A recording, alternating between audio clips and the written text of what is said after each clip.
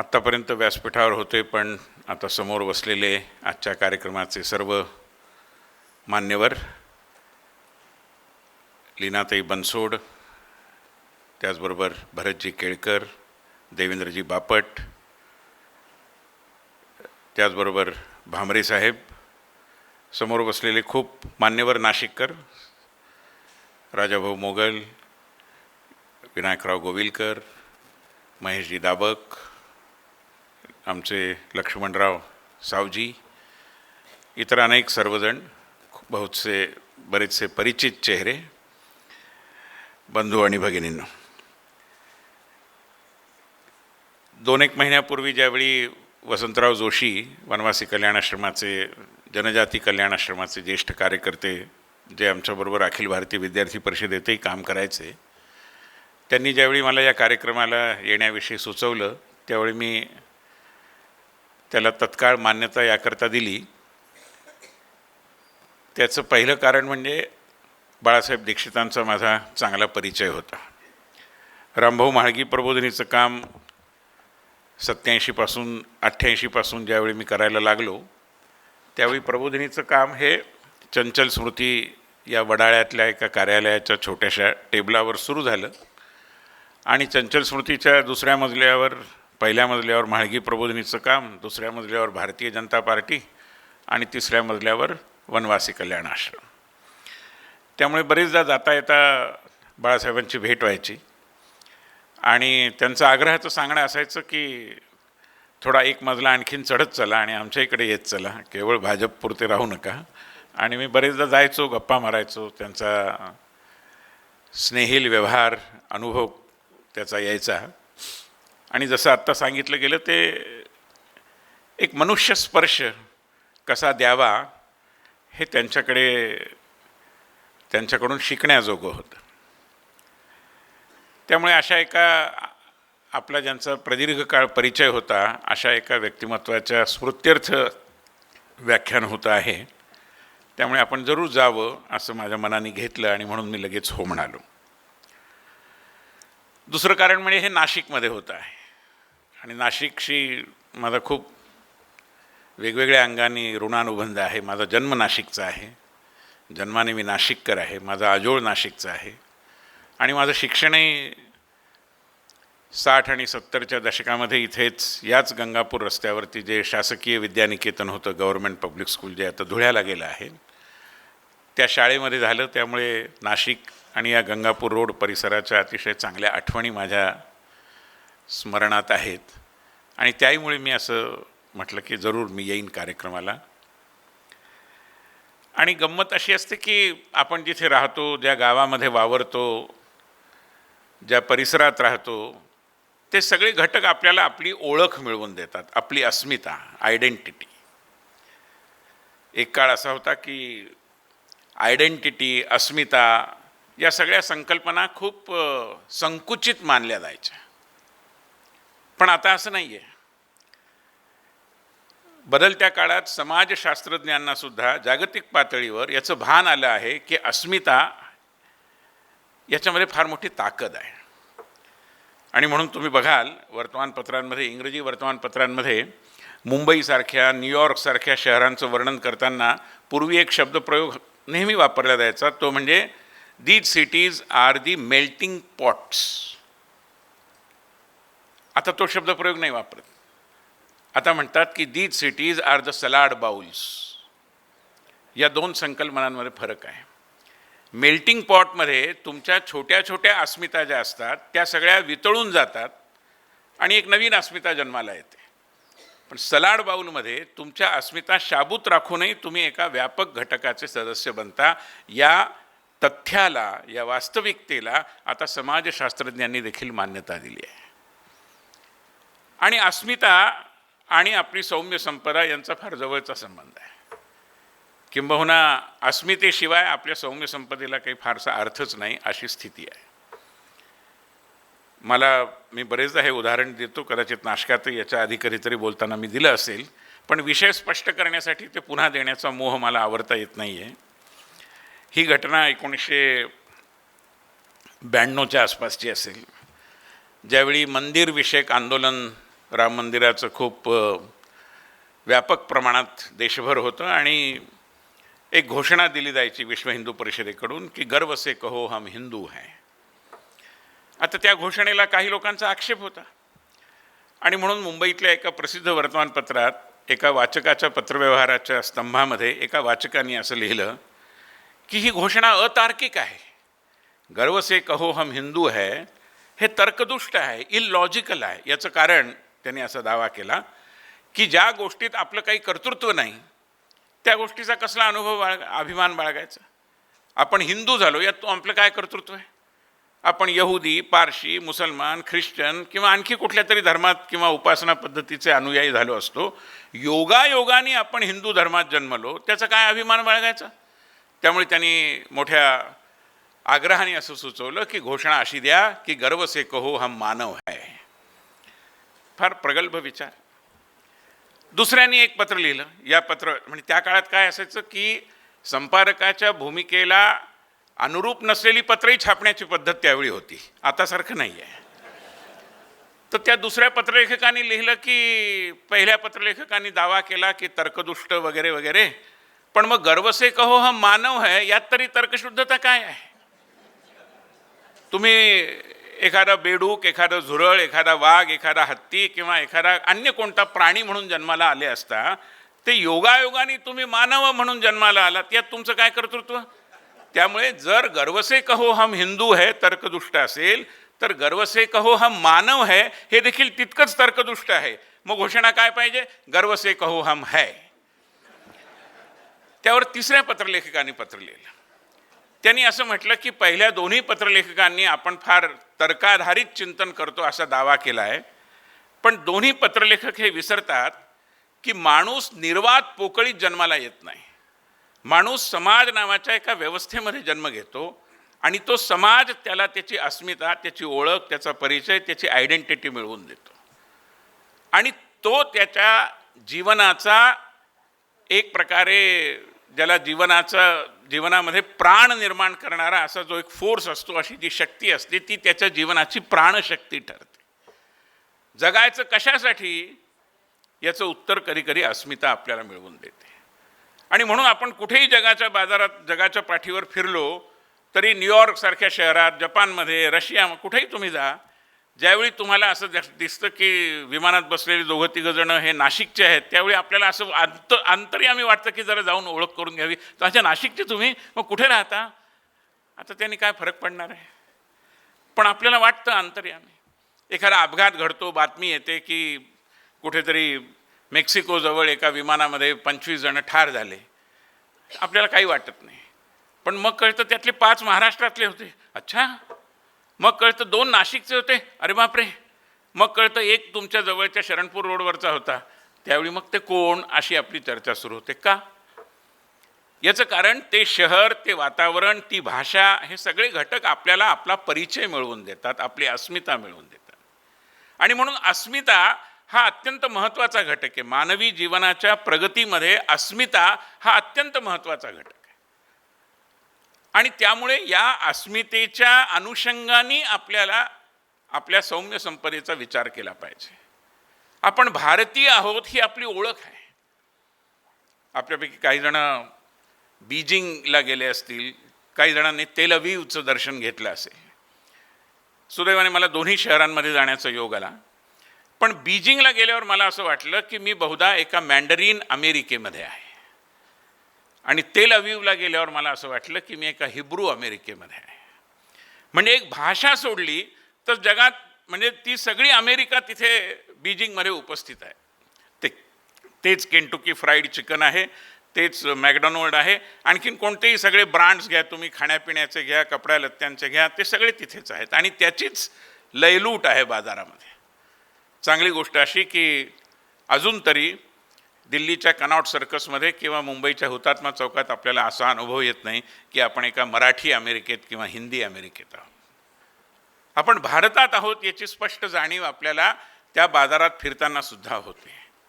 आणि म्हणून भारताची भारत म्हणून जी ओळख आहे तीच आपली सगळ्यात मोठी, सगळ्यात ताकदीची, सगळ्यात सशक्त आणि आम्हाला जगण्याचं प्रयोजन देणारी एक फार मोठी ताकद आहे आणि त्याचंच दुसरं नाव आत्ताच्या भाषेमध्ये सॉफ्ट पॉवर किंवा सौम्य संपदा आहे. फार मी अकॅडमिक बोलू इच्छित नाही, पण सौम्य संपदा हा शब्द गेल्या 3-4 दशकांमध्येच आंतरराष्ट्रीय संबंधांच्या चर्चेमध्ये येत गेला. साधारणतः कोल्ड वॉर संपलं, शीतयुद्ध 90च्या अलीकडे 88-89मध्ये सोव्हिएत रशियाचा अंत झाल्यानंतर त्यावेळी अमेरिकेने या सॉफ्ट पॉवर नावाच्या कन्सेप्टवरती अधिक काम करायला सुरुवात केली. केनेडी स्कूल ऑफ गव्हर्नमेंट लीनाताई जिथे गेल्या होत्या, त्याचे एक डायरेक्टर होते जोझफ ने म्हणून, त्यांनी या विषयावरचं पहिलं पुस्तक लिहिलं जे 2004मध्ये प्रसिद्ध झालं. पण याचा अर्थ सॉफ्ट पॉवर ही त्यानंतर उदयाला आली असं होत नाही, ती होतीच. ते जे काही होतं त्याला सॉफ्ट पॉवर म्हणतात. हे एका अकॅडमिक शिस्तीच्या पद्धतीने एक प्रबंध अशा स्वरूपामध्ये मांडून जगाला त्याची जाणीव करून देण्याचं काम त्या ग्रंथाने केलं, ही गोष्ट खरी आहे.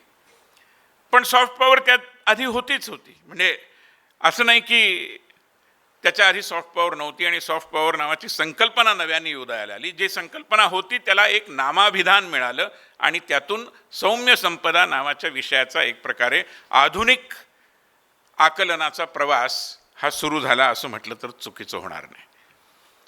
भारताच्या बाबतीत ज्यावेळी आपण विचार करतो त्यावेळी भारताची सगळ्यात महत्त्वाची सौम्य संपदा काही असेल तर ती आहे आपला वर्ल्ड व्ह्यू किंवा आपली विश्वदृष्टी. आपलं जीवनविषयक तत्त्वज्ञान जे आहे, जीवनाचं जे चिंतन आहे, आपला जो सिद्धांत आहे, आपली मानवी जीवनाकडे आणि जगाकडे पाहण्याची जी दृष्टी आहे ती आपली पायाभूत अशी सौम्य संपदा आहे. आणि कदाचित अतिपरिचयात अवज्ञा होते तशी त्याची आपली इतकी ओळख झालेली असते की त्याच्यात एवढं मोठं काहीतरी आहे याची आपल्याला जाणीव होत नाही. साधी गोष्ट घ्या, आपण नेहमी म्हणतो एकम सत विप्रा बहुधा वदंती. ही आपली आध्यात्मिक लोकशाहीची व्याख्या आहे. हे नुसतं वचन नाही आहे. संसदेमध्ये जुन्या सभागृहात राज्यसभेत प्रविष्ट करताना वरती लिहिलेलं होतं एकम सत विप्रा बहुधा वदंती. कारण ह्याची जाणीव आपल्याला प्रत्येक क्षणी असली पाहिजे. याचं कारण हा आपल्या जगाकडे पाहण्याच्या दृष्टीच्या कोनशिलेचा दगड आहे. आपण कधीही आध्यात्मिक क्षेत्रामध्ये ज्याला एकाधिकारशाही म्हणतो अशी मान्य केली नाही, मोनोपोली मान्य केली नाही, हेगेमनी असा जो इंग्रजीत शब्द आहे अशा प्रकारची वर्चस्ववादी वृत्ती आपण कधी ठेवली नाही. आपण नेहमी म्हटलं की एकम सत विप्रा बहुधा वदंती. सगळे मार्ग ईश्वराकडे जाण्यासाठी तितकेच व्हॅलिड, तितकेच वैध आहेत, फक्त लोक त्याला वेगवेगळ्या नावांनी संबोधतात. शेवटी ते सगळे एकाच तत्वाकडे जातात, ज्याला कोणी ईश्वर म्हणतो किंवा कोणी अन्य नावं देतो. ही आपली धारणा आहे. आपण कधी असं म्हटलं नाही की माय वे और हायवे, असं आपण नाही म्हटलं. या मार्गाने गेला नाही तर तुम्हाला मोक्षप्राप्तीच होणार नाही असं आपण कधीही सांगितलं नाही. ही जी आध्यात्मिक लोकशाही आहे, खरं म्हणजे ही आपल्या गेल्या 75 वर्षामध्ये संविधानाच्या माध्यमातून जी लोकशाही आपण यशस्वी करून दाखवली त्या लोकशाहीचा पाया देखील या आध्यात्मिक लोकशाहीमध्ये आहे. पहा, इतके देश लोकशाहीच्या मार्गाने नंतर गेले, विशेषतः सोव्हिएत रशियाचा अंत झाल्यानंतर. मी एका अशाच पूर्वीच्या सोव्हिएत रशियाचा घटक असलेल्या एका देशात गेलो होतो. तिथे लोकशाही येऊन आता अलीकडे किती 30 वर्ष झाली जेमतेम. तर मी विचारलं नागरिकांना, काही भारतीय वकिलातीत असलेल्या, की काय वाटतं, पूर्वीचं बरं होतं का आताचं बरं आहे? पूर्वी तुम्ही सोव्हिएत तंत्रामध्ये होतात, लोकशाही नावाची वस्तूच नव्हती. आता तुम्हाला स्वातंत्र्य आहे, लोकशाही आहे, बोलण्याचा अधिकार आहे, आंदोलनं करू शकता. आधी कोणी काही बोलायला तयार नव्हतं. मग खूप आग्रह केल्यावर त्यांनी सांगितलं की सर, पूर्वीचंच बरं होतं. का? कारण लोकशाहीच्या संस्कारासाठीची आवश्यक असलेली जी चिंतनात्मक बैठक आहे ती त्या देशांना नव्हती, आपल्याकडे ती आहे. आणि त्यामुळे आपल्याकडची जी लोकशाही आहे त्या लोकशाहीचा पाया आपल्या आध्यात्मिक लोकशाहीमध्ये आहे, ज्याचं सूत्रवाक्य आहे एकम सत विप्रा बहुधा वदंती. याचाच एक भाग आहे किंवा यातूनच पुढे येणारा एक मुद्दा आहे ज्याला आपण नेहमीच्या भाषेत म्हणतो की विविधता में एकता, युनिटी इन डायव्हर्सिटी. प्रत्यक्षात काय आहे? प्रत्यक्षात it is the unity of the diversity. आपल्याकडे एवढ्या भाषा बोलल्या जातात. आपण मराठीत एक म्हण वापरतो, नाचता येईना अंगण वाकडे. हिंदीमध्येही नाच ना आहे अंगण टेढा आहे. ओखोमिया भाषेत आहे, बंगालीत आहे, तमिळ भाषेमध्ये आहे, पंजाबी भाषेमध्ये आहे. चहू देशांनी ज्या विविध भाषा आहेत आपल्याकडे, त्या सगळ्या भाषांमध्ये एकाच अर्थाची म्हण आहे. हे काय भारत सरकारच्या भाषा विभागाने एक GR काढून सगळ्यांना एकाच प्रकारच्या म्हणी टाकसाळीतून काढा असं सांगून झालंय का?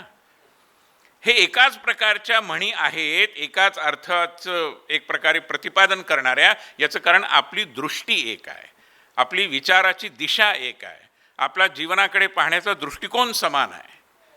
आणि म्हणून या विविधतेतली ही एकता आहे, ती त्या विविधतेतच आहे असं नाही, तर त्या विविधतेचीही एकता आहे. It is the unity of the diversity. आपण डायव्हर्स आहोत म्हणून एक आहोत असं नव्हे, आपण एक आहोत आणि आपली ही एकता, त्या एकतेचं प्रतिबिंब, त्या एकतेचं मॅनिफेस्टेशन हे विविधांगी आहे, म्हणून आपल्याला ती विविधता दिसते. अन्यथा आपण मुळात एक आहोत. आता उद्या गुढीपाडवा आहे 2 दिवसांनी. तिकडे बिहूचा सण आसाममध्ये आहे, बैसाखी आहे, उगाडी आहे तेलंगणामध्ये. हे कशामुळे? कारण हे सगळं आपल्या कृषी चक्राशी जोडलेलं आहे. त्यामुळे ही जी एकता आपल्या संस्कृतीमध्ये अंतर्निहित आहे, याची कधी कधी आपल्याला जाणीव होत नाही किंवा जाणीव टिकत नाही आपल्या मनातली, आणि त्यातून विविधतेला विभाजनाची फोडणी दिली जाते. आणि अशी तत्त्व आजही आहेत. मला ते गीत ऐकताना खूप चांगलं वाटलं की ज्याच्यात त्यांनी सांगितलं की भाषा इतक्या वेगळ्या आहेत पण आम्ही तरी देखील एक आहोत. आणि म्हणून ही विविधतेतली एकता हे सगळीकडे जगात नाही आहे, भारतामध्ये आहे. आणि म्हणून हेही मला असं वाटतं की आपल्या एका अतिशय प्रगल्भ अशा विश्वदृष्टीचं एक गमक आहे. सामूहिकतेचं बघा, व्यक्तिगतता आणि सामूहिकता याच्यामध्ये एक रस्सीखेच जगामध्ये चाललेली दिसते आपल्याला. काही देश इतके व्यक्तिवादी आहेत, प्रायव्हसी, प्रायव्हेट स्पेस, इंडिव्हिज्युअलिझम याचा इतका अतिरेक होताना दिसतो आपल्याला. काही देशात साम्यवादी विचारसरणी असलेल्या देशात याचं बरोबर उलटं चित्र दिसतं. आपला नेहमी प्रयत्न आपल्या संस्कृतीचा या व्यक्तिगतता आणि सामूहिकता याच्यामध्ये एक संतुलन साधण्याचा आहे. म्हणून आपल्याकडे बघा फक्त आंट नाही आहेत किंवा फक्त अंकल नाही आहेत. आपल्याकडे मामा, काका, मावशी, आत्या, प्रत्येक नात्याला एक वेगळं नामाभिधान आहे. कारण त्या नात्याची एक वेगळी इज्जत आहे, त्या नात्याची एक वेगळी प्रतिष्ठा आहे, ज्याचा सन्मान आपण ठेवतो. पण शेवटी ते नातं परिवार नावाच्या एका व्यवस्थेच्या अंतर्गत आहे.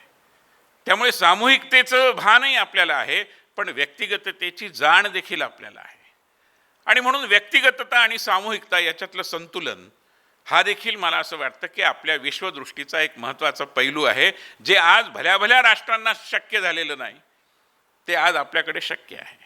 आपण शक्य करून दाखवलं आहे. अडचणी आहेत, आपल्यावरही पाश्चात्यांचा प्रभाव काही नाही असं म्हणता येणार नाही, आणि सगळंच तिकडचं आपण अनुकरण करू इच्छितो, आणि त्यातनंच ही कलोनियलिझम नावाची जी एक विषय वस्तू आपल्यासमोर येऊन ठेपतो, आणि त्याची छाया इतकी गडद आहे की आपल्याला भान देखील राहत नाही. म्हणजे आता मॅडमने उल्लेख केला की इयर एंड आला आहे, आणि त्यांनाही याचा अनुभव आला असेल की पूर्वी म्हणजे अटलजींचं सरकार येईपर्यंत आपल्या देशातलं बजेट हे 28 फेब्रुवारीला संध्याकाळी 4 वाजता सादर व्हायचं. कशामुळे?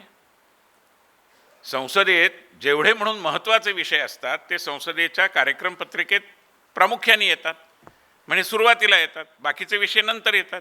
अर्थसंकल्प एवढा महत्त्वाचा विषय तो सुरुवातीलाच यायला 4 वाजता का येतो? दिवस मावळताना. कारण ही ब्रिटिश काळापासून पद्धत सुरू झाली होती की तिकडे साहेब आंघोळ बिंघोळ करून ज्यावेळी त्यांच्या कार्यालयात येईल त्यावेळी इकडे 4 वाजतील, म्हणून ते बजेट 4 वाजता सादर करायचं साहेबाच्या सोयीने.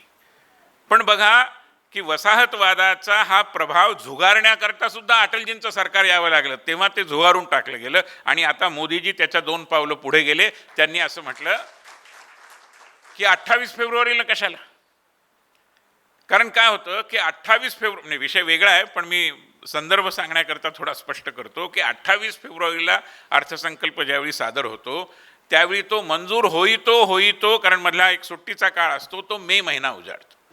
आणि मे महिन्यात अर्थसंकल्पावर एक मान्यतेची मोहर उमटली संसदेची की त्याच्या अंमलबजावणीकरता साधारणपणे जुलै महिना उजाडतो. म्हणजे नव्या आर्थिक वर्षाचे पहिले 3 महिने या अर्थसंकल्पीय तरतुदींचा लाभ न घेताच वाया जातात. मग काय होतं, लीनाताई माझ्याशी सहमत होतील की जानेवारी फेब्रुवारीमध्ये पैसे खर्च करण्याची धावपळ सुरू होते. खर्च करा, बजेट लवकर संपवा, कारण ते संपवलं नाही तर पुढच्या वेळी तेवढी तरतूद मिळणार नाही. RE आणि काय बजेट एस्टिमेट्स आणि रेव्हेन्यू एस्टिमेट्स या सगळ्याच. तर त्यामुळे मग एकदा घाई सुरू झाली खर्च करण्याची की मग अनंत प्रकारे पैशाचा विनियोग होतो, आपण सगळेजण जाणताच. हे टाळावं म्हणून मग मोदीजींनीच ठरवलं की आपण 1 फेब्रुवारीला बजेट सादर करण्याचा एक प्रघात पाडू आणि गेली अनेक वर्ष तो सुरू आहे. मी सांगत होतो तो विषय हा की वसाहतवादाचं जे गारुड आहे, कलोनियलिझमची जी छाया आहे ती इतकी गडद होते आणि ती इतक्या आपल्या अंगवळणी पडते की आपल्याला लक्षात सुद्धा येत नाही की हे वसाहतवादातून आलेलं आहे आणि आपण आपल्या देशाच्या प्रकृतीनुसार, स्वभावानुसार, अस्मितेनुसार, संस्कृतीनुसार आपण वेगळी वाट चोखाळली पाहिजे. आणि अशा अनेक गोष्टी आहेत. गेल्या काही दशकांपासून युनायटेड नेशन्समध्ये आणि जगात सगळीकडे सस्टेनेबिलिटी अशी चर्चा सुरू आहे. ही जी धारण क्षमता आहे त्याचा केंद्रबिंदू यातला हा आहे की आपण निसर्गाविषयीची कृतज्ञता बाळगली पाहिजे. आणि म्हणून आपण प्रकृतीपूजक आहोत. आपल्या अनेक सणांमध्ये निसर्गाविषयीच्या कृतज्ञतेचंच एक प्रकारे प्रकटीकरण आहे. आपल्यापैकी अनेक जण जुन्या पिढीतले सुद्धा, म्हणजे जुन्या पिढीतले नक्की, सकाळी उठतात तर त्या एका श्लोकाने दिवसाचा प्रारंभ करतात की विष्णुपत्नी नमस्तुभ्यम पादस्पर्शम क्षमस्व मे. ही पृथ्वी मातेची क्षमा याचना आपण का करतो? कारण तिच्याविषयी आपण कृतज्ञ आहोत की हे माते, आम्ही आता तुझ्यावर पाय ठेवणार आहे, क्षमा कर मला, सॉरी. सगळीकडे असं नाही आहे. अशा काही संकल्पनांनी प्रभावित झालेल्या विचार पद्धती आहेत ज्याच्यामध्ये कॉन्क्वेस्ट ओव्हर नेचरची भाषा केलेली आहे. निसर्गावर मात करू, आम्ही निसर्गाशी समन्वय साधण्याचा प्रयत्न केला.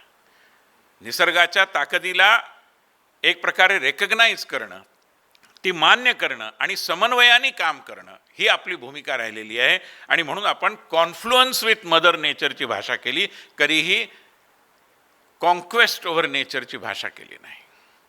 हे देखील आपल्या विश्वदृष्टीचं एक महत्त्वाचं गमक आहे. आर्थिक विषयात बघा, आजही जगामध्ये सगळीकडे भांडवलशाही श्रेष्ठ का समाजवाद श्रेष्ठ याची चर्चा इतकी वर्ष झाली, इतकी दशकं झाली, सोव्हिएत राज्य संपुष्टात आलं तरी देखील ही चर्चा संपत नाही. आणि कम्युनिझमचं आकर्षणही काही प्रमाणात काही ठिकाणी अजूनही टिकून आहे.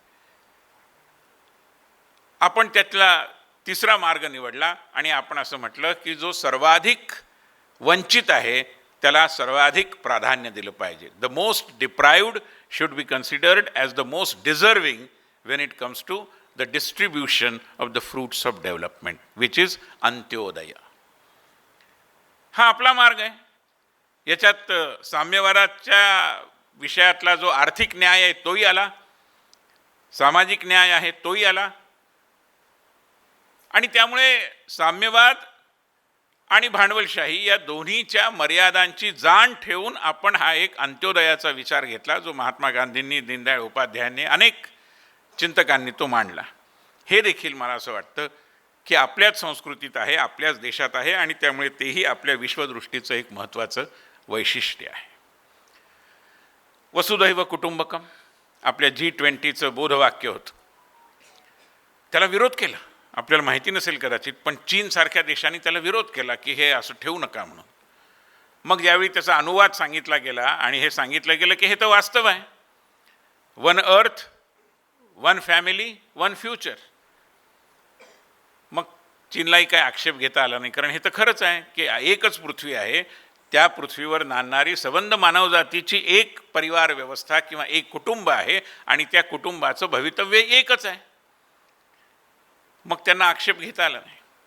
पण बघा, जगाच्या कोणत्याही तत्त्वज्ञानामध्ये पूर्वेला पश्चिमेला वसुधैव कुटुंबकम असं सांगणारी चिंतनधारा नाही. ती भारतातच जन्माला आली. हे विश्वची माझे घरं हे सांगणारे इथेच जन्माला आले. कारण ही जी व्यापकता आहे आपल्या दृष्टीमधली, आणि पुन्हा त्यातही विचार करा की वसुधैव समाजम वसुधैव गृहम असं नाही म्हटलं, वसुधैव कुटुंबकम असं म्हटलं. कारण कुटुंबकममध्ये एक रिलेशनशिप डायनॅमिक्स आहे. आज हा रिलेशनशिप नावाचा विषय खूप ताकदवर बनतो आहे वेगवेगळ्या कारणांनी. आणि या नातेसंबंधांची ही गुंफण जी स्वाभाविक आहे, नॅचरल आहे, जी ऑर्गॅनिक आहे, त्याचं प्रतिमान, त्याचं मॉडेल म्हणजे आपली परिवार व्यवस्था आहे. आणि म्हणून आपण कुटुंबकम असं म्हटलं की याचं कारण कुटुंबातले लोक केवळ एका छपराखाली राहतात म्हणून ते कुटुंब होत नाही, तर ते आपापसात शेअर करतात. भावभावना, सुखदुःख यांच्यात ते वाटेकरी बनतात आणि म्हणून आपलं कुटुंब बनतं. म्हणून आपण म्हटलं की वसुधैव कुटुंबकम. इतकी उज्ज्वल, इतकी तेजस्वी, इतकी ताकदवर, इतकी सामर्थ्यवान अशी आपली विश्वदृष्टी, असा आपला वर्ल्ड व्ह्यू आहे. ही आपल्या सौम्य संपदेची फार मोठी क्षमता आहे.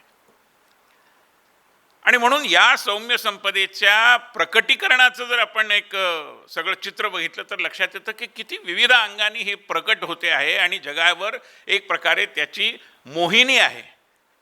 पण कधीकधी मला असं वाटतं की भारत म्हणजे आपला राष्ट्रीय प्राणी बहुधा वाघ वगैरे आहे, पण आपल्या समाजाची स्थिती बघितली तर मला असं वाटतं की आपला राष्ट्रीय प्राणी कस्तुरी मृग असायला हवा.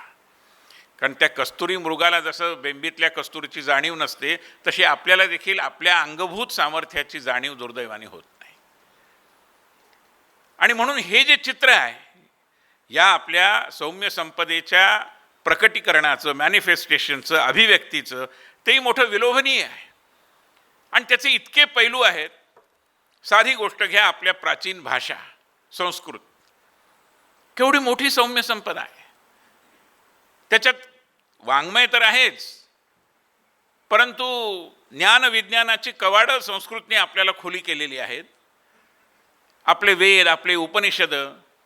भारतीय सांस्कृतिक संबंध परिषदेचा अध्यक्ष असताना 2018 एकदा इराणचे राष्ट्रपती भारतात आले होते. तर राष्ट्रपतींची पंतप्रधानांची भेट झाली. तर त्यांनी सांगितलं की भारत आणि इराण यांना जोडणारा एक महत्त्वाचा दुवा आहे, आपली एक कॉमन लिगसी आहे, आपली एक समान परंपरा आहे. आणि त्याचं प्रतीक आहेत ते म्हणजे महर्षी पाणिनी. कारण काय, तर पाणिनी हे मोठे व्याकरणकार होते. यांनी जसं संस्कृतच्या व्याकरणाची रचना केली तशीच पर्शियन भाषेच्या व्याकरणाची रचना करण्याचं काम देखील हे महर्षी पाणिनींनी केलेलं आहे. आणि म्हणून इराणचे अध्यक्ष भारतीय पंतप्रधानांना असं म्हणाले की महर्षी पाणिनींच्या या परंपरेची जाण विकसित करण्याकरता आपण काहीतरी केलं पाहिजे. मग उच्च पातळीवर असं ठरलं की या विषयावर एक आंतरराष्ट्रीय परिषद घ्यावी. आणि म्हणून भारतीय सांस्कृतिक संबंध परिषदेने तेहरान विद्यापीठाशी बोलणं चालणं करून तेहरानला, इराणची राजधानी, त्या ठिकाणी एक परिषद घ्यायची ठरवली. 2018च्या डिसेंबरमध्ये ही परिषद झाली. जगातल्या अनेक ठिकाणून वैयाकरणी लोक आले होते, पर्शियन भाषेचे जाणकार, संस्कृतचे जाणकार. या परिषदेचा अध्यक्ष या नात्याने मी गेलो होतो. तेहरान विद्यापीठात उद्घाटनाच्या आधी ज्यावेळी मी कुलगुरू महोदयांशी बातचीत करत होतो, त्यावेळी कुलगुरूंनी चहा पिता पिता सहज मला म्हणजे माहिती दिली आणि प्रश्न विचारला. ते म्हणाले की सहस्रबुद्धे, आमच्या या तेहरान विद्यापीठात आम्ही वेद आणि उपनिषद शिकवतो, तुमच्याकडे कोणत्या विद्यापीठात शिकवलं जातो? हो, शिकवलं जातं, पण माझ्याकडे तत्काळ उत्तर देण्या इतकी माहिती नव्हती. याचं कारण त्याचा एवढा बोलबाला झालेला नाही. ही आपली स्थिती आहे. आज जगामध्ये इंडॉलॉजी हा विषय संस्कृतच्या अनुषंगाने तो येतो. हा अनेक विद्यापीठातून शिकवला जातो. स्वित्झर्लंड असेल, पोलंड असेल, लटवियासारखा छोटा देश आहे ज्याच्यामध्ये इंडॉलॉजीच्या क्षेत्राकडे आकर्षित होणाऱ्या तरुणांची मोठी संख्या आहे.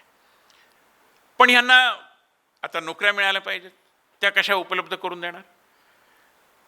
म्हणजे पुन्हा प्रश्न आले. आम्ही असा प्रस्ताव ठेवला की यांना आपण अनुदान द्यावं, त्यांची फी आपण भरावी भारत सरकारने. तर विद्यापीठ म्हणाले तसंही आम्ही फी घेतच नाही इथे.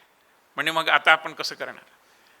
असे अनेक प्रश्न आहेत. पण या ज्ञान परंपरांना जिवंत ठेवायचं असेल तर आपल्याला मुळात त्याचं भान पाहिजे आणि त्याची जाण समाजामध्ये व्यापक स्वरूपात विकसित करून त्यात आपण काहीतरी केलं पाहिजे. We are the stakeholders in the preservation, याची जाणीव विकसित करण्याची खूप गरज आहे. केवळ एवढंच नाही, आता भारत सरकारने खूप चांगला निर्णय घेतला की मातृभाषेतून शिक्षण, आणि सगळ्या भारतीय भाषांना खूप मोठी ऊर्जितावस्था येण्याचा मार्ग मोकळा झाला आहे. तमिळनाडूतल्या काही त्या विषयांवरून हिंदीबद्दल थोडासा वाद जरी झाला असला तरी हिंदीची ताकद आपण समजून घेतली पाहिजे.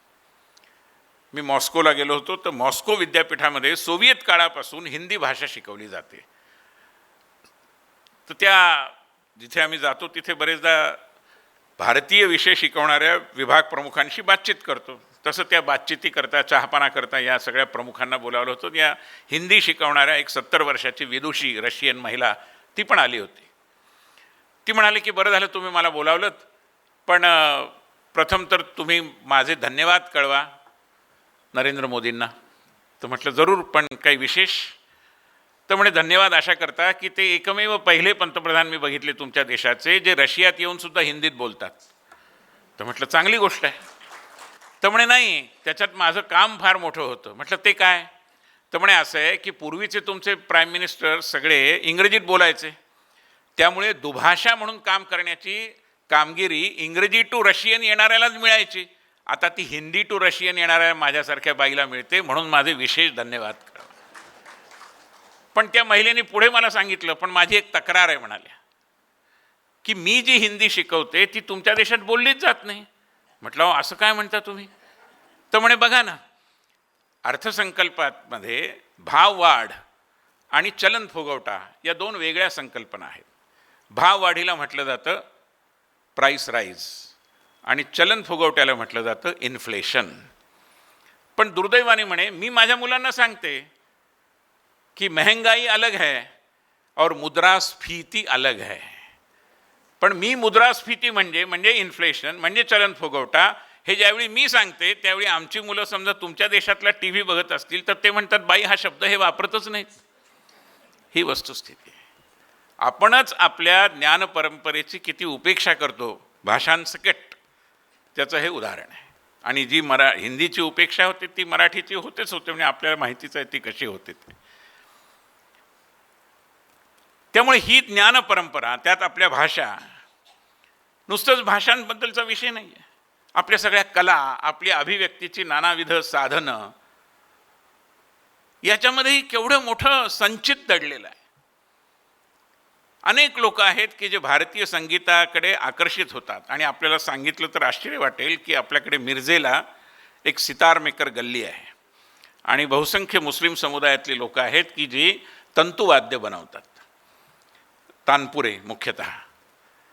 आणि आज जर मिरजेमध्ये 100 तानपुरे बनत असतील तर त्यांच्या संघटनेने मला असं सांगितलं की त्यातले 60 तानपुरे परदेशात जातात. तर परदेशात तानपुरे कोण वाजवतं? तर मुख्यतः भारतीय लोक जी न्यू जर्सीमध्ये आणि लंडनमध्ये आहेत ती, किंवा भारतीय संगीताकडे आकर्षित झालेले असे आहेत काही जण, फ्रान्समध्ये मोठ्या संख्येत आहेत असे लोक. आणि त्यांनी आमच्याकडे मागणी केली की तुम्ही फक्त ICCR तर्फे गायकांना पाठवता, संगीतकारांना पाठवता, आम्हालाही पाठवा. म्हटलं पाठवू, पण म्हणे तुम्ही करणार काय? तर म्हणे असं आहे की आमचे तानपुरे तिथे जातात आणि त्याच्यात जर छोटा मोठा बिघाड झाला तर तिथे दुरुस्त करण्याची काही रचनाच नाही. मग आम्ही त्यांना इंटरनेटवरून समजावून सांगतो की आता ही खुंटी पिळा, आता त्या तारेचा अमुक करा. त्यापेक्षा जर आम्ही तिथे गेलो तर आम्ही तानपुरा मेंटेनन्सचे वर्कशॉप्स घेऊ. आणि ICCRने प्रथमच आपल्या धोरणामध्ये बदल करून त्याला मान्यता दिली आणि आता हे तिकडे जातं. त्यामुळे भारतीय वाद्यांना, भारतीय संगीताला खूप मोठी एक त्याची मोहिनी जगातल्या अनेक लोकांवरती आहे. आपल्याकडची नृत्य परंपरा त्याच्या बाबतीतही तेच म्हणता येईल. लोकसंगीत, लोक संस्कृती त्याच्याही बाबतीत हेच म्हणता येईल. तिकडे राजस्थानामध्ये इस्लामचा अनुनय करणाऱ्या मुसलमान समाजातल्या अशा अनेक छोट्या छोट्या समूहांची यादी करता येईल की जे भारतीय संगीताचा प्रचार प्रसार फ्रान्समध्ये करत आहेत. म्हणजे फ्रान्समध्ये लब्धप्रतिष्ठित लोकांच्या लग्नामध्ये भारतीय अशा संगीताचा कार्यक्रम जलसा होणं हे आता प्रतिष्ठेचं लक्षण मानलं जातं. आणि अनेक भारतीय माझ्या माहितीतले त्यातले 2-3 जण आहेत. एक बेगम बतूल म्हणून आहेत, ज्या गणपतीचं भजन अतिशय सुंदर गातात. या बतूलबाईंना भारत सरकारने नारी शक्ती पुरस्कार दिला आणि अगदी अलीकडे परवाच्या 26 जानेवारीला पद्मश्री पण दिली. या बतूलबाई या उत्तम भजनं गाणाऱ्या बाई आहेत आणि त्यांचा मुलगा फ्रान्समध्ये भारतीय संगीताच्या जोरावर आज पॅरिसमध्ये आपला बंगला बांधून तिथे स्थायिक झालेला आहे. ही मोहिनी आहे आपल्या संगीताची. याला एवढी डिमांड आहे, याला इतकं चांगलं मार्केट आहे आजच्या भाषेत बोलायचं झालं तर. सत्रीय नृत्य म्हणून आसाममध्ये खूप प्रसिद्ध आहे. सत्र म्हणजे मंदिर एक प्रकारचं.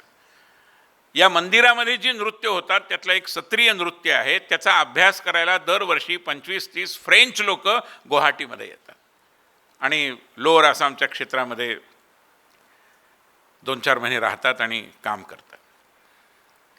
अशी मोठी परंपरा आहे नृत्याची, संगीताची.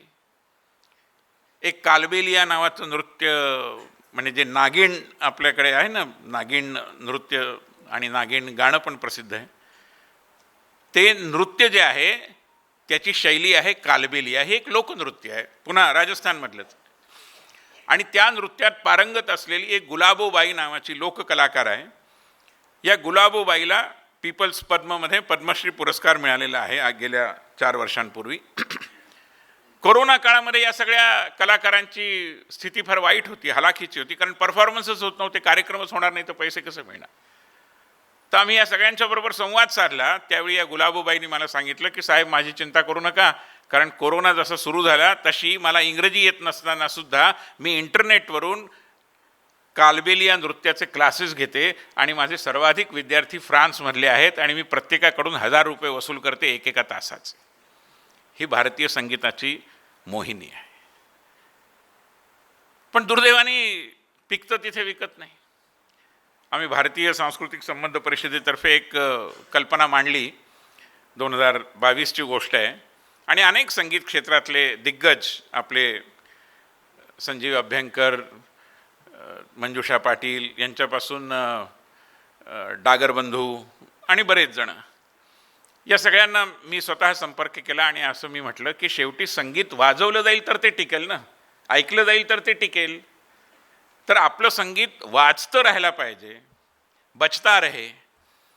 तर आपण एक विनंती करूया केंद्रीय हवाई वाहतूक खात्याच्या मंत्र्यांना की आपल्या विमानतळांवर, विमानतळांच्या उद्वाहनांमध्ये म्हणजे लिफ्टमध्ये आणि मुख्य म्हणजे विमानांच्या केबिनमध्ये भारतीय संगीत वाजवलं जावं. तर कल्पना सगळ्यांना आवडली. आवाहनाला प्रतिसाद देऊन अनेक जण स्वतःची पदरमोड करून, कारण ह्याला काही आम्ही जाण्या येण्याचा खर्च देऊ शकत नव्हतो, पण ते स्वतः आले की हा विषय चांगला आहे, आपण जाऊ. चांगली गोष्ट म्हणजे त्यावेळी ज्योतिरादित्य शिंदे नागरी हवाई वाहतूक खात्याचे मंत्री होते. त्यांनाही ती कल्पना आवडली. ते म्हणले की विनयजी एवढी मोठी मोठी मंडळी येत आहेत तर तुम्ही माझ्या ऑफिसात येऊ नका, मी ICCRच्या ऑफिसमध्ये येतो, या कलाकारांना भेटतो आणि तुमचं निवेदन स्वीकारतो. आणि ते आले. आम्ही निवेदन दिलं, त्याची बातमी वगैरे झाली.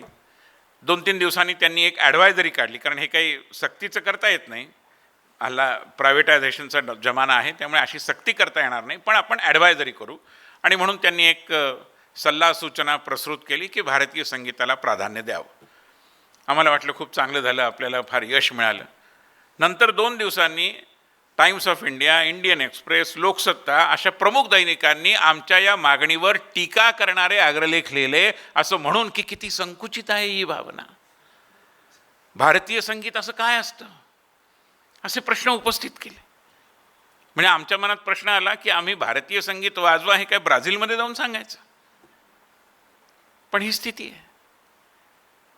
आणि त्यामुळे संगीत आहे, नृत्य आहे, आपली महाकाव्य आहेत, ही सगळी आपल्या सौम्य संपदेतली रत्न आणि माणकं आहेत. रामायण महाभारताविषयी जेवढं बोलू तेवढं कमीच आहे. म्हणजे मला तर कधी कधी वाटतं की हे सार्क, अंगटाड आणि काय बिमस्टेक अशी छोटे छोटे समूहांची नावं आहेत, ही वेगवेगळ्या देशांच्या संघटना आहेत ह्या. तसं खरं म्हणजे एक रामायण महाभारत कंट्रीज असा एक समूह केला पाहिजे, कारण इतक्या देशांमध्ये रामायण महाभारताची मोहिनी अजूनही टिकून आहे. व्हिएतनाममध्ये आहे, कंबोडियामध्ये आहे, श्रीलंकेत आहे, शेजारच्या म्यानमारमध्ये आहे, थायलंडमध्ये तर आहेच आहे, आपल्याला माहिती आहे सुवर्णभूमी जे तिथलं विमानतळ आहे बँकॉकचं, आणि तिथला तो अमृत मंथनाचं चित्र देखील आपण अनेकांनी इंटरनेटवर बघितलं असेल. आम्ही ICCR तर्फे रामायण महोत्सव करतो. 2015पासून हे सुरू झालं की जगभरातल्या त्या देशांमधली अशी कलापथकं बोलवावीत की जे रामायणातल्या एखाद्या कथेची प्रस्तुती करतील संगीत नृत्याच्या आधारे, आणि त्यांना सन्मानाने इथे बोलावलं जावं, प्रस्तुतीसाठी संधी दिली जावी वगैरे. आणि ते खूप यशस्वी झाले. 15 देशातून पथकं येतात, आणि रामायणातली सगळ्यात लोकप्रिय कथा कोणती असेल तर ती जटायुवधाची, आणि ती अतिशय विलोभनीयरित्या ते सादर करतात. उत्तम संगीत, उत्तम वेशभूषा, उत्तम नृत्य, उत्तम पदन्यास. तर अशा सगळ्या उपक्रमामध्ये एका वर्षी, मला वाटतं 2017ची गोष्ट असेल, की निमंत्रण देताना आमच्या कार्यालयाने ब्रुनेईसारख्या देशाला देखील निमंत्रण पाठवलं. आता ब्रुनेई जरी दक्षिण एशियामधला म्हणजे दक्षिण पूर्व एशियातला असला, आग्नेय आशियातला, तरी देखील ब्रुनेई हा देश असा आहे की जिथे 100% इस्लामचे अनुयायी आहेत. इंडोनेशिया, मलेशिया या ठिकाणी हिंदू पण आहेत, पण ब्रुनेईमध्ये औषधालाही हिंदू नाही, आणि त्यामुळे तिथून कसं काय कोणी येईल असं आम्हाला वाटलं होतं. असं निमंत्रण देणंही कदाचित चुकलं की काय अशी चर्चा झाली ऑफिसमध्ये. पण आश्चर्याची गोष्ट म्हणजे ब्रुनेईवरून पथक आलं, आणि त्यांनी देखील तितक्याच देखणा असा एक परफॉर्मन्स सादर केला, आणि रामायणातली एक गोष्ट त्यांनी नृत्य नाट्याच्या पद्धतीने मांडली. सगळा कार्यक्रम झाल्यावर चहा पिता पिता चर्चा झाली, तर आमचा अधिकारी म्हणाला की आम्हाला थोडं ॲप्रिहेन्शन होतं की तुम्ही येता का नाही. त्याच्या म्हणण्याचा रोख कळल्यानंतर तो ब्रुनेईच्या रामायण पथकाचा प्रमुख होता, तो म्हणाला की तुम्ही चूक करताय, आम्ही अनेक वर्षांपूर्वी बदलला तो आमचा धर्म, आमची संस्कृती आम्ही बदललेली नाही. ही ताकद आहे रामायण महाभारताची. आणि म्हणून रामायण महाभारत असेल, आपल्या संस्कृत आणि अन्य भाषा असतील, आपलं वाङ्मय असेल, संगीत असेल, नृत्य असेल, याच्याबरोबरीने आपले सण उत्सव असतील. बिग फॅट वेडिंग असं म्हणतात भारतीय लग्न समारंभांना. हे बघायला लोक येतात, इथे येऊन लग्न करतात. भारतीय पद्धत झालेलं असतं पण पुन्हा करतात इथे, कारण त्यांना ते बरं वाटतं, काहीतरी वेगळं आहे असं वाटतं, त्यात काहीतरी अर्थ आहे असं वाटतं. त्यामुळे ही सगळी जी आहे ती मला असं वाटतं की आपल्या सौम्य संपदेच्या प्रकटीकरणाची नानाविध रूपं आहेत जी विलोभनीय आहेत, आणि त्याची आकर्षकता ही जगावर एक प्रकारे गारूड करणारी आहे. हे आज अनेक पद्धतीने सिद्ध झालेलं आहे. उदाहरणांमागून उदाहरणं देता येतील, पण आपली लोकशाही ही देखील आपली सौम्य संपदा आहे.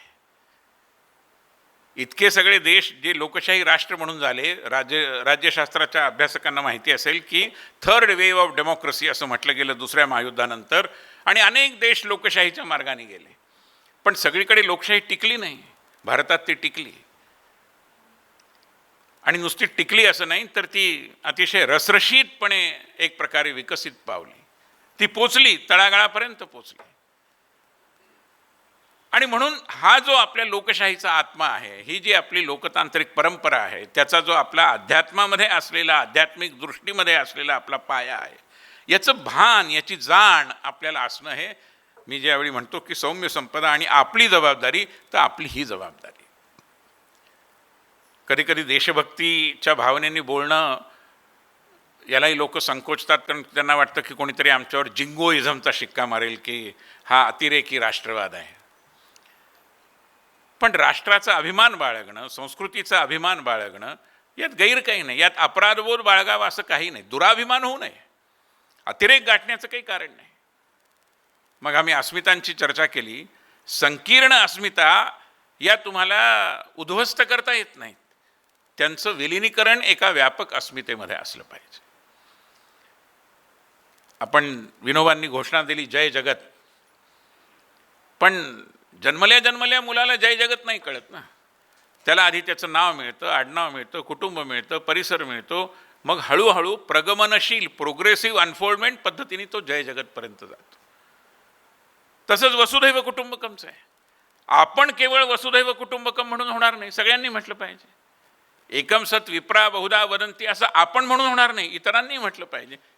त्याकरता आपल्या म्हणण्याची ताकद आपण वाढवली पाहिजे आणि आपण ते सारखं म्हणत राहिलं पाहिजे, म्हणजे त्याचा संस्कार त्याविषयी तशी दृष्टी बाळगण्याबद्दलची अनास्था असणाऱ्यांवर देखील कदाचित होण्याची शक्यता आहे. म्हणून ही जी ताकद आहे आपल्या सौम्य संपदेची ती आपण ओळखली पाहिजे, ती विकसित केली पाहिजे, त्यात आपण योगदान दिलं पाहिजे. दुर्दैवाने असं होतं की आपणच संकीर्ण अस्मिता बाजूला करून आपल्या व्यापक अशा राष्ट्रीय अस्मितेपर्यंत पोचताना अनेकदा अडखळतो. कुठेतरी प्रांताची, कुठेतरी जातीसमूहाची, कुठेतरी कम्युनिटीची ही अस्मिता आपल्या मनावर इतकी पकड घेऊन असते की राष्ट्रीय अस्मितेचा जो बोध आपल्याला व्हायला हवा तो होत नाही.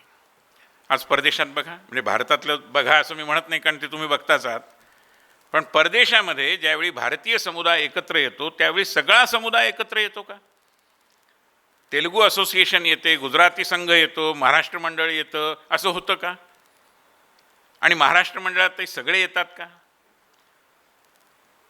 का डॉक्टर बाबासाहेब आंबेडकरांचे अनुयायी असं म्हणवणारे हे वेगळे राहतात आणि ते यावेत असे इतर कोणी प्रयत्नही करत नाहीत?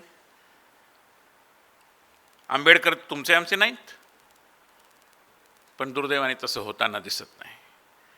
आणि म्हणून सामाजिक न्याय, सामाजिक समता हे आपल्या व्यवहारातून आपण निदान परदेशात तरी दाखवलं पाहिजे की हम सब एक है. तसं झालं तरच वसुधैव कुटुंबकम आणि एकम सत विप्रा बहुधा वरंतीला लोक किंमत देतील, नाही तर म्हणतील हां ठीक आहे तुमच्या गोष्टी छान असतात पण व्यवहारात तुमचं काही दिसत नाही. त्यामुळे आपला व्यवहार, आपली भूमिका, आपलं वर्तन, आपली दृष्टी, आपले उच्चार या सगळ्यात मला असं वाटतं की या सौम्य संपदेचं भान राखणं अत्यंत आवश्यक आहे. याचं कारण आपल्याला विकृत दृष्टीने पाहणे आणि आपल्याबद्दलची एक विकृत भावना विकसित करणे हा ज्यांचा फेवरिट पास टाईम झाला आहे असे खूप मोठ्या संख्येने लोक जगात सगळीकडे आहेत. एक सुशांत गुणतिलके नावाचे एक श्रीलंकन समाजशास्त्रज्ञ आहेत, त्यांनी एका पुस्तकात लिहिलं होतं, ही घटना 20 वर्षापूर्वीची. त्यांनी लिहिलं की कॅलिफोर्निया विद्यापीठामध्ये एक सेमिनार झाला 2000च्या आसपास. त्या सेमिनारचा विषय होता bride burning and son preference traditions in India. Can you imagine? पण ह्याला कॉन्टेस्ट कोण करेल? आरेला कारे कोण म्हणेल? आपल्यापैकी काही जण इकॉनॉमिस्टसारखं नियतकालिक वाचत असतील तर जरा अभ्यास करून पहा. इकॉनॉमिस्टमध्ये आपल्या शेजारी राष्ट्र बांगलादेश, पाकिस्तान यांच्याविषयी काही मजकूर आला तर त्याला लगेच प्रतिवाद करणारे कोणीतरी त्या देशातले लगेच समोर येतात आणि सांगतात की हे चुकीचं आहे. आणि भारताविषयी इतकं निरर्गल लिहिलं जातं त्या इकॉनॉमिक्समध्ये, पण एकाही भारतीयाला असं वाटत नाही की याचा प्रतिवाद आपण केला पाहिजे. वाचकांच्या पत्रव्यवहारात भारतीयांची पत्र अभावानेच दिसतात. का? ही उदासीनता मला असं वाटतं की याच्यात सगळ्यात मोठा अडसर आहे. आणि किती विकृत पद्धतीने, विचित्र पद्धतीने भारतीय समाजाचे चित्रण केलं जातं. जपानमध्ये क्योटोला एक एथनोग्राफी म्युझियम आहे, खूप मोठं म्युझियम आहे आणि अतिशय सुंदर आहे. त्याच्यात एक साऊथ एशिया गॅलरी आहे, ती बघण्याचा योग आला आणि मी हरखून गेलो, कारण सगळा भारतच आहे हो तिथे. साऊथ एशिया आपलं म्हणायचं. भारतीय संस्कृतीचे सगळे घटक तिथे उपस्थित आहेत आणि अतिशय आकर्षक, विलोभनीय अशा पद्धतीने मांडणी केली आहे. पण तिथे एक छोटासा बोर्ड मी बघितला, त्यात लिहिलं होतं की India is the home of several ways of worship. Prominent among them are Hinduism and Brahmanism. हा काय प्रकार आहे? हे कोण अशा प्रकारे विभाजनाचा स्वर आळवत आहे? त्यांना कोण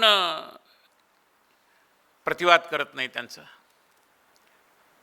त्यामुळे अशा अनेक पद्धतीने आहेत की हे विकृत चित्रण करायचं, भारताची एक चुकीची प्रतिमा निर्माण करायची, अकॅडमिकली, बौद्धिकदृष्ट्या, शैक्षणिक क्षेत्रामध्ये, वर्तमानपत्रांच्या क्षेत्रामध्ये हा एक मोठा व्यापक अशा प्रकारच्या, असं म्हणा की षडयंत्राचा भाग आहे. पण सगळीकडे षडयंत्र असेल असंही मानण्याचं काही कारण नाही. कुठे कुठे अज्ञान देखील आहे. And there are people who don't know that they don't know. त्यांना ज्ञानाच्या कक्षेपर्यंत घेऊन येणं ही देखील आपली जबाबदारी, दुसरं कोणी करणार नाही. भारताची प्रतिमा वास्तविकरित्या मांडली जावी, मुद्दाम रंगसफेदी करून उज्ज्वल मांडण्याचं काही कारण नाही, पण जे आहे ते मांडलं जावं अशी अपेक्षा धरण्यात काही गैर नाही. आणि तसं होत नसेल तर त्यामध्ये दुरुस्ती घडवून आणण्याची जबाबदारी ही केवळ सरकारची असू शकत नाही. Soft power is too important a subject to be left to the government alone. हा तुम्ही आम्ही सगळ्यांनी आपला विषय आहे असं मानलं पाहिजे, तरच मला असं वाटतं की या सौम्य संपदेमध्ये आपण भर घालू शकू. आणि म्हणून एक प्रकारे ॲसर्शन करणं, चुकीची दुरुस्ती करणं, आपल्या सौम्य संपदेविषयी, आपल्या संस्कृतीविषयी, आपल्या अस्मितेविषयी अपराधभाव न बाळगणं हे देखील फार महत्त्वाचं आहे. अकारणच अपराधभाव, त्याची काही गरज नाही. जी काही आपली संस्कृती आहे, भारतीय संस्कृती म्हणा, हिंदू संस्कृती म्हणा, याविषयीचा एक योग्य अभिमान असणं, त्याच्या चिंतनात्मक मांडणीची आधी आपल्याला जाण असणं आणि ती आपली जाण अभिव्यक्त होणं, जगाच्या बाजारामध्ये ती मांडण्याची क्षमता आपल्यामध्ये निर्माण होणं, जी भाषा त्यांना कळते त्या भाषेत सांगण्याची आपली तयारी असणं, हे सगळं मला असं वाटतं की आपलं सगळ्यांचं काम आहे. आम्ही ICCR तर्फे एक जेननेक्स्ट डेमोक्रेसी नेटवर्क म्हणून कार्यक्रम केला की जगातल्या लोकशाही राष्ट्रांमधले आणि जवळजवळ 90 लोकशाही राष्ट्रांमधले क्रमाक्रमाने तुकड्या तुकड्यांनी आम्ही तरुण संसद सदस्य भारतामध्ये बोलावले. जेननेक्स्ट डेमोक्रेसी नेटवर्क असा एक कार्यक्रम केला आणि दरवेळी 5-6 देशांचे मिळून एक 30-40 जणं भारतात यायचे आणि 8 दिवस इथे राहून भारतीय संस्कृती, भारतीय लोकशाही याची जाण, काही शहरांना भेटी असं करून ते जायचे. त्यांच्या ज्या प्रतिक्रिया होत्या त्या विलक्षण. आफ्रिकेतल्या युगांडा देशातली एक संसद सदस्य, जेमतेम 32 वर्षाची मुलगी, ती म्हणाली की sir, you have to blow your trumpet more loudly, कारण आम्हाला माहितीच नाही की तुमचा देश असा आहे. हे आपल्याला तिचं सांगणं आहे. दक्षिण अमेरिकेतल्या एका देशातल्या तरुण खासदारांनी सांगितलं की इथे आल्यावर मला कळलं Y India is India. Bharat हा एक अनुभव आहे. किती वेबसाईट्स बघा आणि पुस्तकं वाचा, भारत समजत नाही.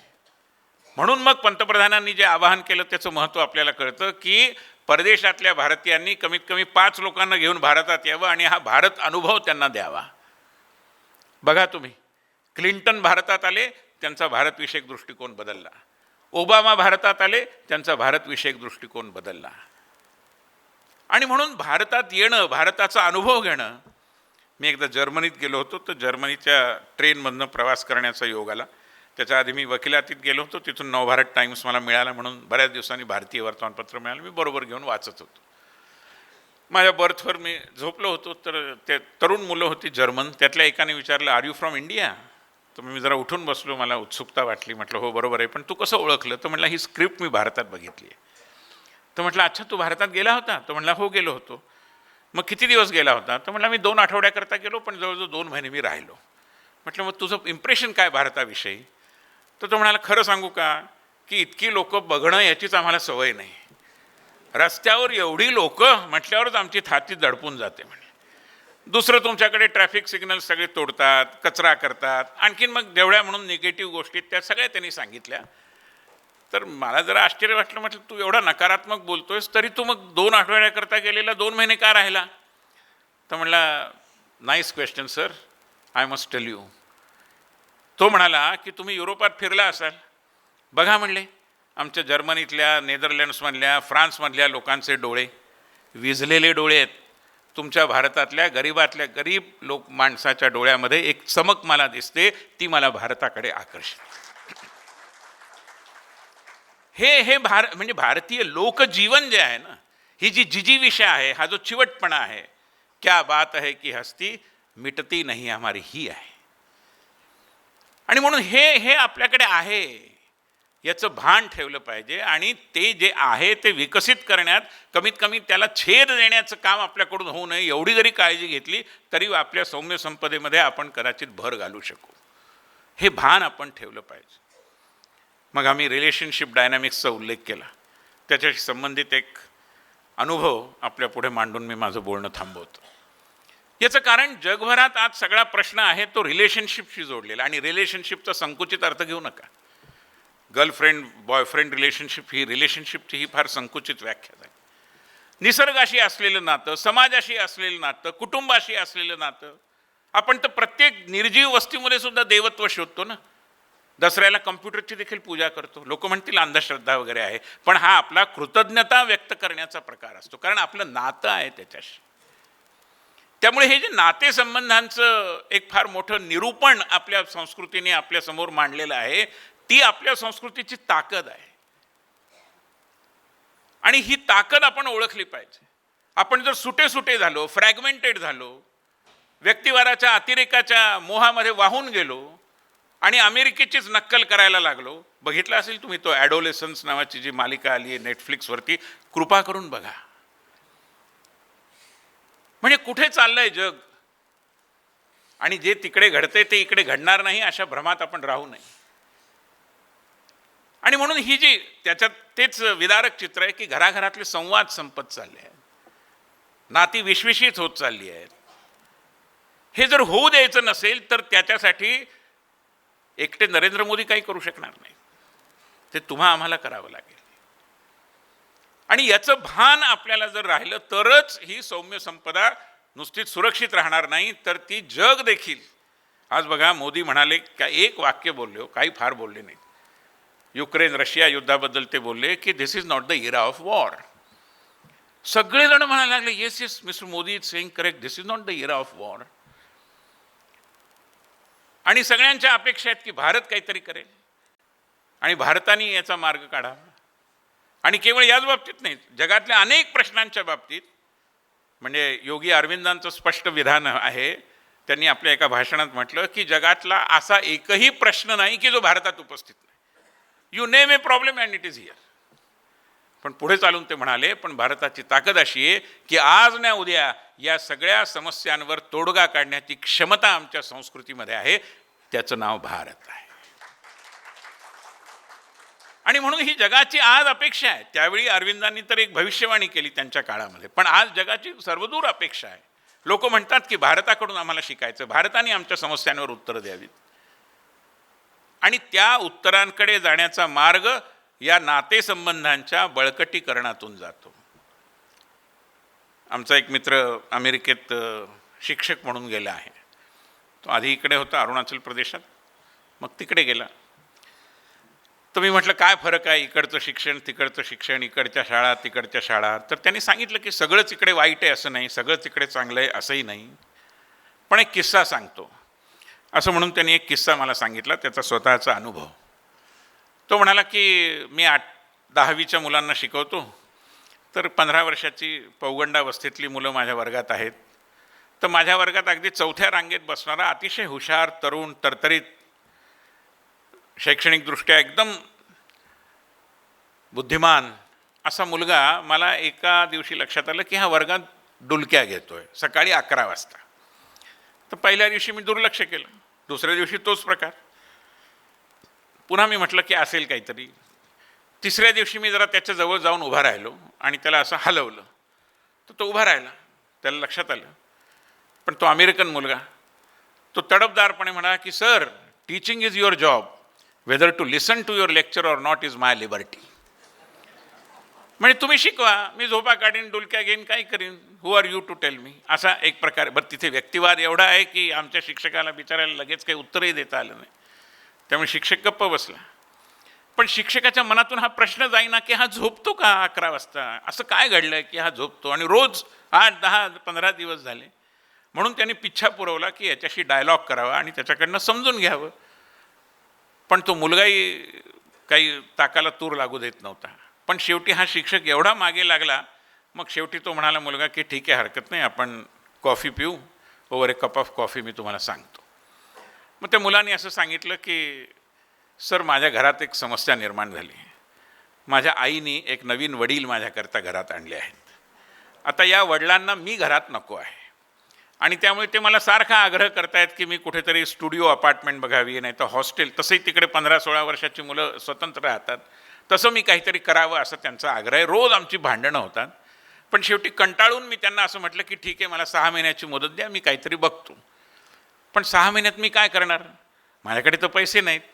मग मी नोकरी करायची ठरवली आणि म्हणून मी मॅकडॉनल्डच्या दुकानामध्ये जातो आणि रात्री 10 ते पहाटे 4 असं मी काम करतो. मी 5ला घरी येतो, झोपतो, 9-9:30ला उठून आवरून शाळेत येतो. पण इतक्या वेळ जागरण झाल्यामुळे मला शारीरिक मानसिकदृष्ट्या शक्य होत नाही की मी जागं राहावं आणि म्हणून मी डुलक्या घेतो. पण पुढे तो मुलगा म्हणाला की सर, माझ्या वर्गावर एकूण 15 शिक्षक आहेत, 14 अमेरिकन आणि तुम्ही एकटे भारतीय. पण एकाही अमेरिकन शिक्षकाला असं वाटलं नाही की मी का झोपतो याचा शोध घ्यावा. तुम्ही भारतीय आहात म्हणून तुम्हाला असं वाटलं. आपल्या गुरुशिष्य संबंधांची ही ताकद आहे. आणि म्हणून ही ताकद जी आहे तुमच्या आमच्या संबंधांच्या एक प्रकारे विणकामामध्ये, हे संबंधांचं विणकामच आहे शेवटी. समाज म्हणजे काय आहे ती आपण समजून घेऊन ते संबंध जर अधिक मजबूत करण्याचा आपण प्रयत्न केला तर आणि तरच मला असं वाटतं की या सौम्य संपदेमध्ये आपण आपल्या परीने भर घालू शकू. आपण वाचलं नसेल तर मी आपल्याला आग्रह करीन की आपण मार्क टली यांचं एक पुस्तक आहे, no full stops in India, हे जरूर वाचावं. त्या पुस्तकातला एक मला आवडता उतारा आहे, तो आपल्याबरोबर शेअर करतो, कारण त्याच्यामध्ये ह्या सगळ्याचं सार आलेलं आहे. मार्क टली असं म्हणतात की the characteristic genius of the Indian mind is not to shake the beliefs of the common man but to lead them by stages to the understanding of the deeper philosophical meaning behind their beliefs.